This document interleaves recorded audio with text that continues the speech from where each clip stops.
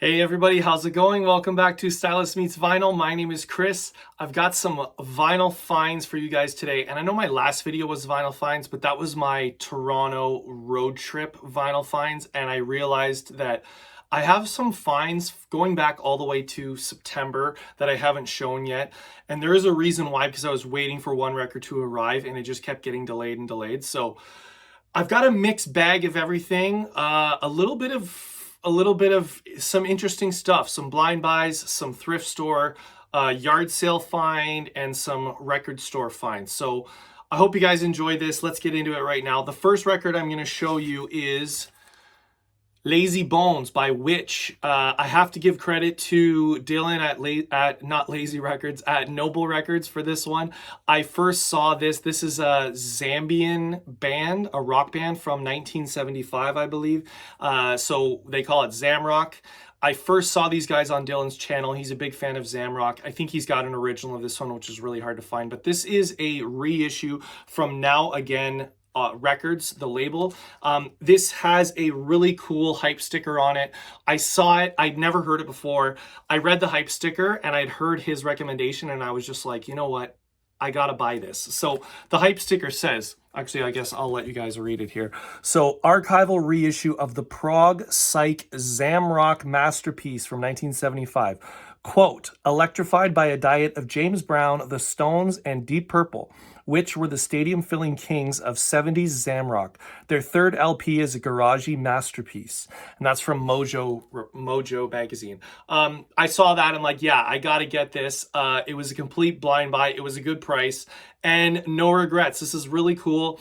I'm starting now to flesh out my collection with some cool stuff that isn't as common as, you know, like Pink Floyd or Zeppelin or something. And so this is a really cool one that I can put on for some people when they come over and they'll be like, what is that? I've never heard that before. So this was a nice find. Lazy Bones. Next up, this was a yard sale find. This is Rare Earth. Get ready. Rare Earth. This album, I think, is from 1969.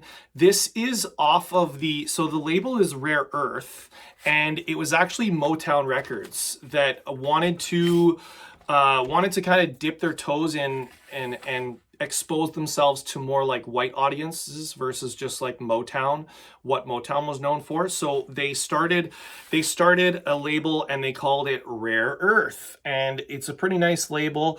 This was one of the first ones on there. They named it after this band. And you know, I knew Rare Earth from like songs like Celebrate or Born to Wander. And, you know, I didn't think too much about them, but this was a yard sale. I think I got it for $2.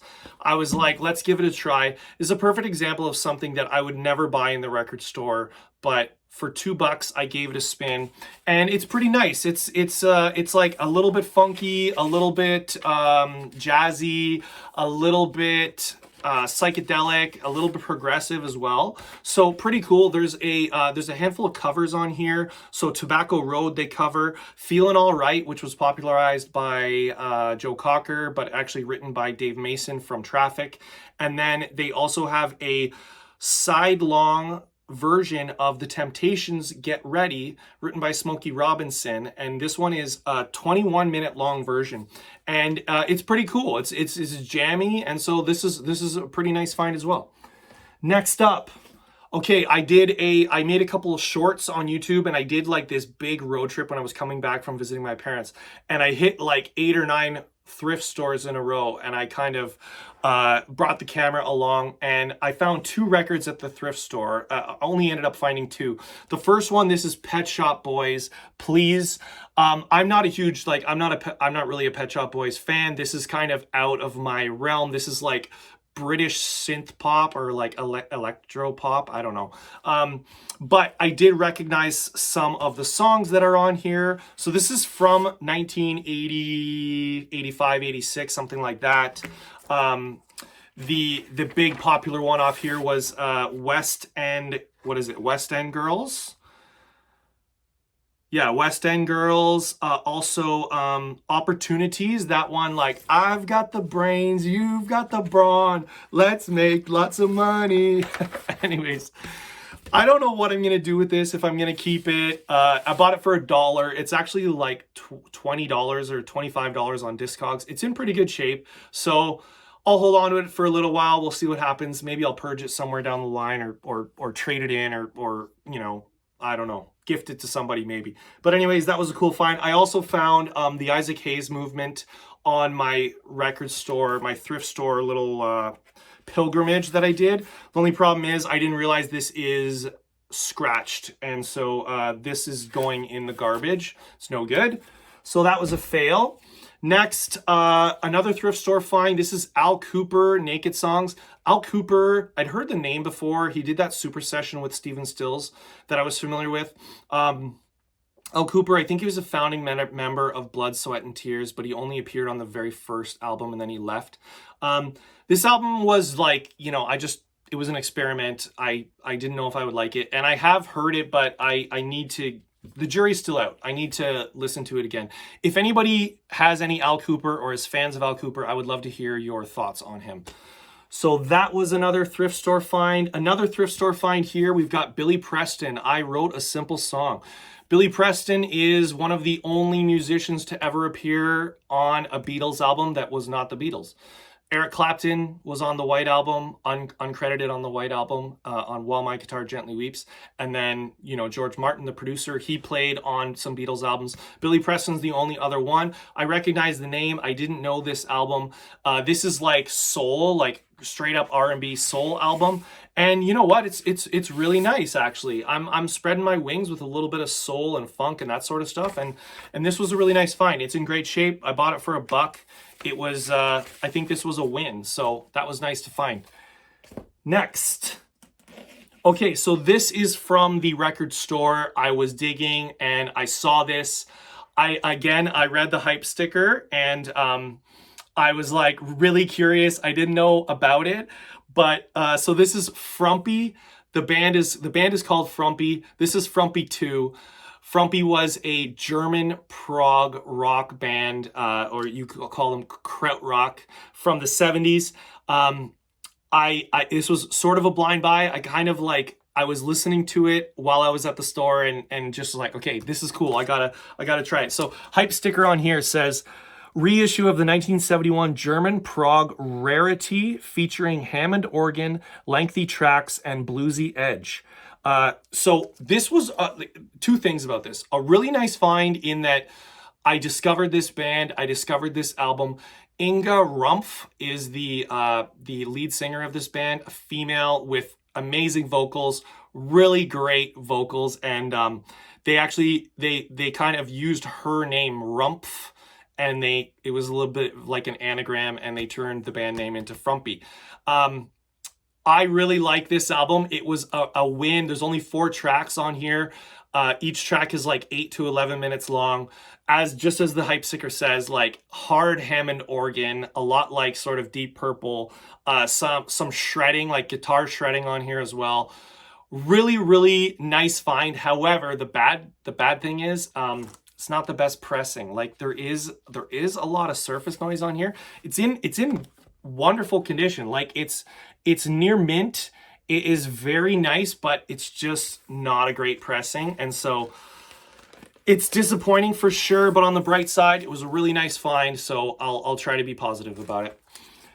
Next up, also at the record store, this is Roy Buchanan, In the Beginning. This is his 4th album, I think. Yeah, I think it's his 4th album.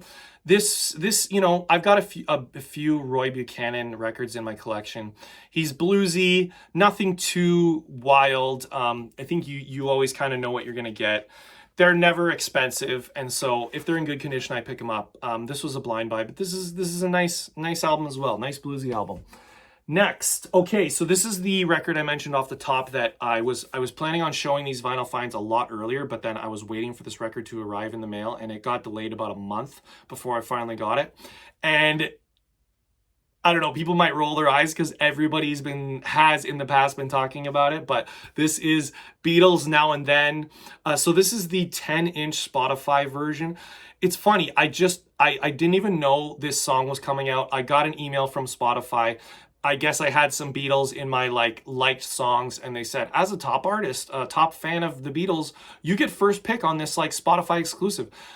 If I'm honest, I wanted a 12-inch, and they only had the 10-inch, and so I kind of reluctantly bought the 10-inch. And lo and behold, I guess this is like the rare version of them all, because I bought this for like 30 bucks, and on Discogs already it's $300. So it's pretty wild. It's just crazy how collectors are. But you know, I saw the email and I'm like, you know what? It's the last Beatles song ever. It's a cool story. I'm a fan of the Beatles. It goes well with the rest of my collection, so I picked it up. And the second last record, two actually, these are just upgrade copies for me. I've got Inna-Gadda-da-Vida. There's no record in here, that's why it's flexible. Inna-Gadda-da-Vida and Tubular Bells, which both of these I picked up last year, but they were in like VG condition. Both of these are VG Plus, and with the VG other ones, I'll probably end up gifting that to somebody. I kind of have like a box of records that I've taken out of my collection, and sometimes I like, if there's people I know who are into records and they come over, I say, hey, take a look at the box, pick out whatever you want and take it home, because you know, record collecting is all about giving back, giving to people and sharing music with people. And so I'll probably add those to the box, and if anyone comes over, and they can have them. So that's it. Those are my vinyl finds for today, for the last few months. Thank you guys for watching. If you enjoyed the video, give it a like. Whatever you do, make sure you come right back here where Stylist meets vinyl. Thanks, everybody. Take it easy. See you soon.